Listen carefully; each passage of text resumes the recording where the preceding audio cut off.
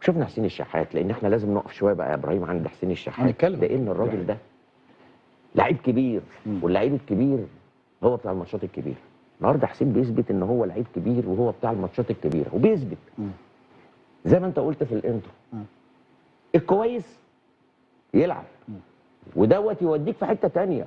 انا مش فكره ان انا جبت صفقات وصفقات غاليه فانا لازم العب الصفقات، صح. لا، الصفقات مع رجالتي اللي موجوده اصلا لازم تخلق حاله اللي تنافسيه، ما ما كسبتني. تقتلش لعيبتك اللي هي ما كسبتني. النهارده تبص على حسين وهو بيبوس الشنكار قبل ما ينزل، واثق واثق يا بيه، ده واحد مركز.